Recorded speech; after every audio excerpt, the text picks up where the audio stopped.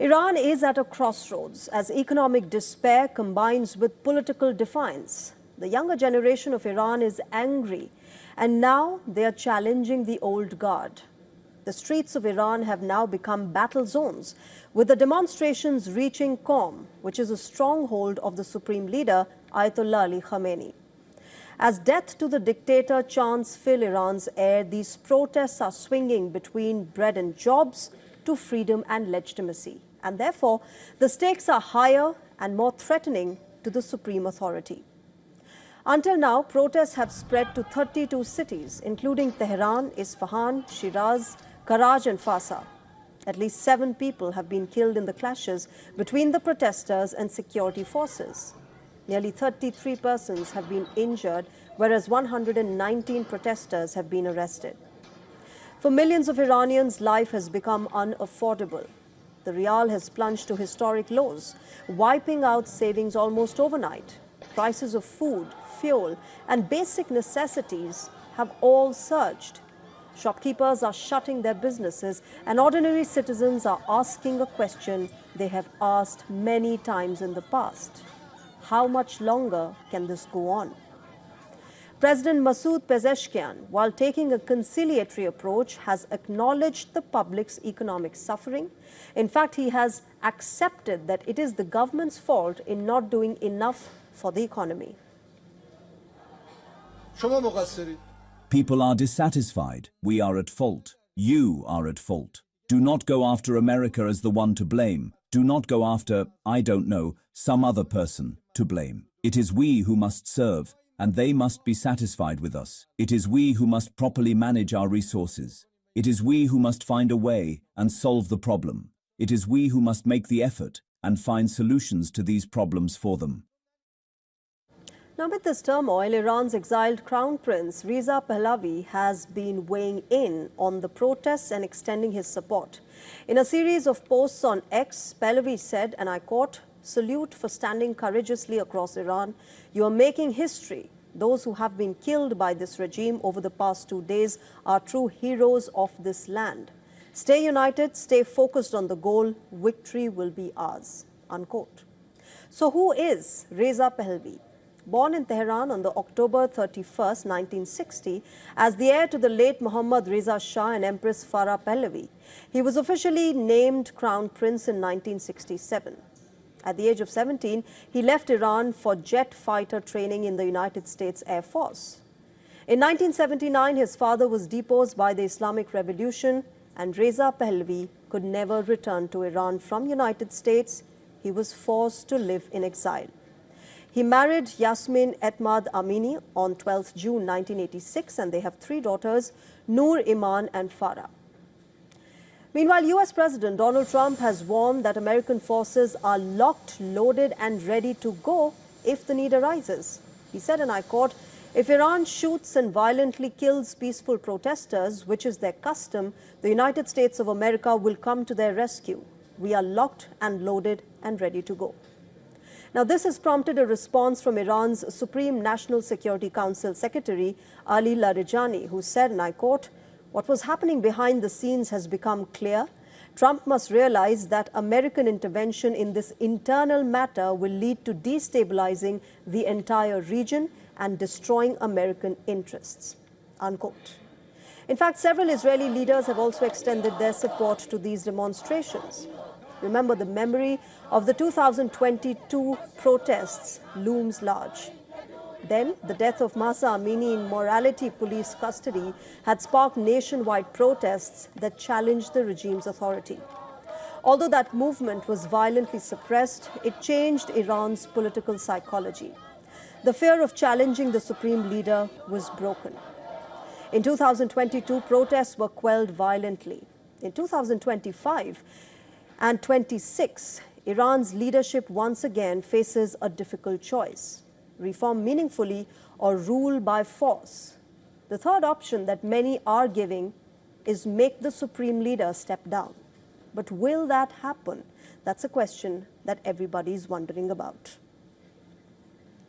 All right, let's get a perspective on what has been happening in Iran. I'm joined by Mr. Burzine Wagmar from London. He's an expert on Iran and he's affiliated with the Center for Iranian Studies at SOAS at the University of London.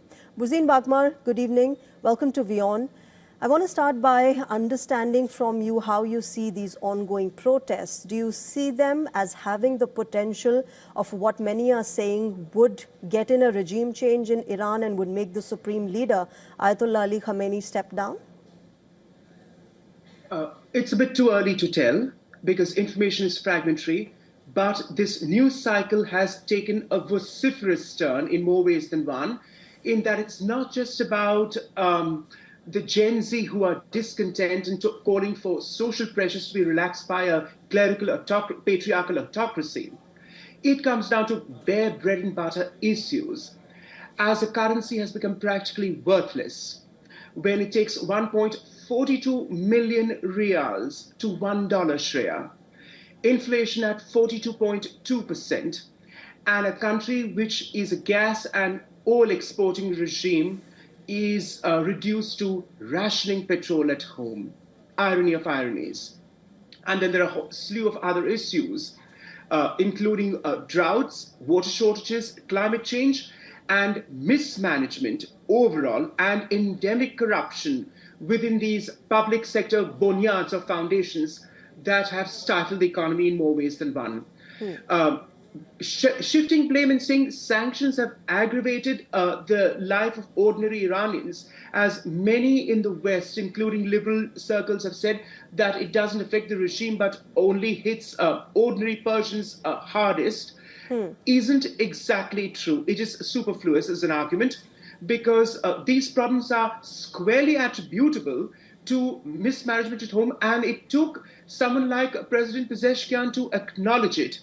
Yeah. Quite rare to go in public office to state so, instead of the usual modus operandi of deflecting problems to an evil West, imperialists out to unravel the revolution and its gains since 1979, and Israel out to dismantle the regime. These arguments are wearing thin. And Supreme National Security Council leader Ali Larijani, who fired this salvo, 2 points on that, Shreya, before I go over to you. He fired this salvo in response to President Trump. Yes. He fired it on Twitter, which is banned in Iran since 2009, except for the select chosen few who have access to it by bypassing VPN access and other white SIM cards and that sort of thing. But the irony is Twitter is not available to Iranians, but to those of the regime. And Ali Larijani's daughter is comfortably ensconced in the US. His brother, Bakir Larijani, holds Canadian dual citizenship, and he has other relatives up and down in the EU holding passports and residencies there. So, Burzine, while you tell us about the kind of double standards that the Iranian leadership at the moment is displaying, there is, of course, an understandable concern among the Gen Z, among the youngsters of Iran, about the state of economy. And one of the alternatives that they are giving to this as a solution is getting back the exiled Crown Prince, Reza. How much of that do you think would work? Is he a popular leader there in Iran? Can I just answer something because you brought up an important point in your line of query? Yes. It's not just Gen Z, Shreya. Yes. It is also the middle Shia pious middle classes and the Bazaris, as they're known, who have traditionally been supporters of the Islamic regime since 1979, and the ones who had joined the protests against Reza Pahlavi's father, the last Shah, which toppled him in Jan 79. The regime, the clerics depend for finance and other patronage networks on the traditional Bazari merchant middle class of Shias. Yes. So it's not just the Gen Z, it is this class. The bazaar went on what you would call in India an immediate hartal or strike on Sunday last, when the currency plunged through the floor. They were the ones who called for an immediate strike and closed shops down. And then, of course, the Gen Z have picked up on it because they are discontent in more ways than one. So the regime has lost credibility even among those whom it could bank upon earlier. So I wanted to place that as a qualifier. To come to your question of support for the royalists, that is more pronounced in the diaspora, obviously because of those who had to flee, Iran's best and brightest who left in 79 and the brain drain that took place.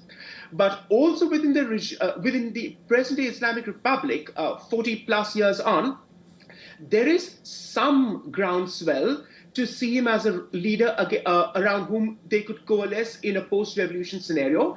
But there are also other options of who would call for a more inclusive nationalist republic, which is not run on Islamist lines. But there is some groundswell for him, but it's not entirely lawless too. But the irony is that there is calls for him to return, considering that his father was ousted and the Pahlavi regime was dismantled. Yeah. Quickly, before I let you go, Burzine, one last question about how Donald Trump has weighed in on these entire protests. He said that the American forces are ready to, they're ready, locked, loaded, and ready to go is what his words are. How much of that resonates within the Iranian protesters, considering that the leadership has said that this is an internal matter of the country and US shouldn't be intervening? It provides some psychological succor to those who feel that they're not forgotten by the world. That is important to be something patently important. You may call out President Trump's daring do and bravado with this and all other sorts of tweets, but at least it provides some moral support, considering that no other Western leader has said it. And the reason for that is, Shreya, because the Iranians fall back on this consistent conspiratorial modus operandi that the West is out to dismantle the regime, which is why most Western capitals stay mum about it. Otherwise, they are tarnished as, interfering in Iran's affairs. And Iran has always capitalized on that. And there is something also to be said about Western liberals who don't look upon Iran as a worthy cause, but are just fixated on Palestine and Gaza, because, of course, the framing of the issue becomes difficult for these leftists, since Muslims are the victims here primarily, who are being victimized by Muslims, and that somehow unravels their shibboleths that they tend to hold about anti-imperialism and the rest. Okay, I'll leave it there. Burzine Bagmar, thank you very much for joining us on WION and sharing your perspective. Let's wait and watch how the next few days and weeks unfold in the country of Iran. Thanks very much. Thank you.